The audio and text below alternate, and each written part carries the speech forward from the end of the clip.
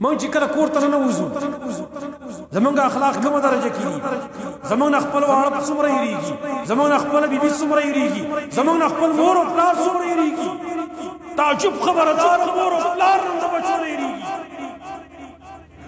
چې دا زناور غوندې راغلی دی چې اوس په څه کوي، بیا به کوم فساد کوي دلته.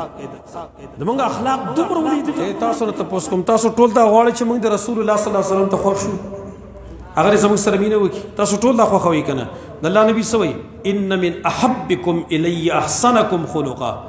تاسو کې ما ته محبوب ترین شخص هغه دی چې دغه اخلاق ښایسته وي. بس اخلاق ښایسته کوي، خوش اخلاقه شئ، نبي ته به خوښ شئ تاسو.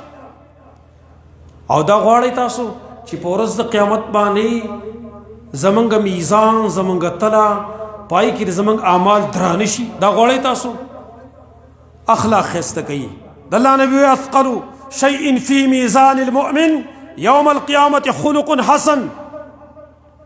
درون شی د مؤمن په تله کې په ورځ د قیامت باندې ښایسته اخلاق دي، خوش اخلاقي اخلاق. به د خپل بچو سره هم ښه ښیي، د خپلې بیبي سره به هم دې ښیي.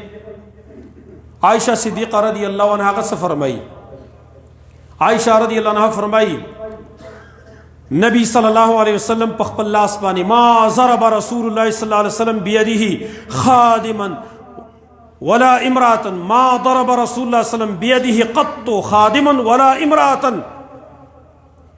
نبی صلی اللہ علیہ وسلم پخپل لاس بانی وی نه چرتا خادم والده او نه چرتا زنانه والده او نه بل څوک والے دی مگر که چرته جهاد میدان به ونه بیا هغه بېله خبر والی کې د جهاد د میدان نه علاوه نبی صلی الله علیه وسلم په خپل لاس باندې نه چرته زنانه باندې ګزار کړی دی، چرته په خادم باندې ګزار کړی دی. زموږ اخلاق به د نبی صلی الله علیه وسلم نه موږ زده کوو. داسې خوش اخلاق او نبی صلی الله علیه وسلم زموږ نن په کور کې تاسو اخلاق وګورئ، دا خبرې موجود دي. ګورئ اسی کسی میسی نه دي زموږ دا خبرې چې موږ کیسې کوو، دا موجود دي زموږ په دې کورونو کې. موږ چې کله کور ته ننوځو زموږ اخلاق کومه درجه کې دي؟ زموږ نه خپل واړه څومره یېرېږي، زموږ نه خپله بیبي څومره یېرېږي، زموږ نه خپل مور او پلار څومره یېرېږي. تعجب خبره ده، مور او پلار نن د بچو نه یېرېږي چې دا زناور غوندې راغلی دی چې اوس په څه کوي، بیا به کوم فساد کوي دلته. زموږ اخلاق دومره ولیدلي دي. زه کله دې ملګرو سره مزاق غوندې کوم په دې بیان کې چې ځانه باخوان مه جوړوئ چې کور ته ورشي هلته نو بچي رپېږي یا الله خیر کې بابا بیا راغی چې اوس به څه وایي، او چې کله وځي خوشحاله شي خله چې دا ووته. مړه دا هم څه ژوند دی او دا هم څه انسانیت دی چې ما پسې خپل بچي خوشحالېږي چې زه د کور نه بهر وځم.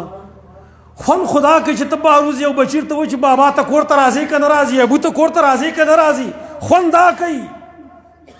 دا څه ژوند دی چې بچي په تا پسې خوشحالېږي چې ته لاړ شي بهر ته. رسول الله صلی الله علیه وسلم دغه اخلاق وګورئ، د خپلو بچو سره څومره اخلاق دي، څومره ښایسته خوش اخلاقي د هغې سره کوي. او مانځه باندې ولاړې، مانځه باندې خپله لوسۍ امامه بنت ابي العاص د زینب رضی الله عنها لور ده. زینب رضی الله عنها د هغې لور ده او د نبي صلی الله علیه وسلم نوسۍ ده. په مانځه کې ولاړې، صحیح بخاري کې حدیث، او امامت ورکوي، امامت او ځان سره په اوږه باندې اخیستلې ده چې کله رکو ته ځي نو بې کوزه کښېنئ، چې کله قیام ته به ځي بیا راوالي ځان سره. دې کې څه پیغام و؟ دې کې دا پیغام و مشرکین مکه دغه تنکۍ ماشومان یې جنکۍ دا به ژوندۍ ښخولي، د ظلم انتها هغې کړې وه.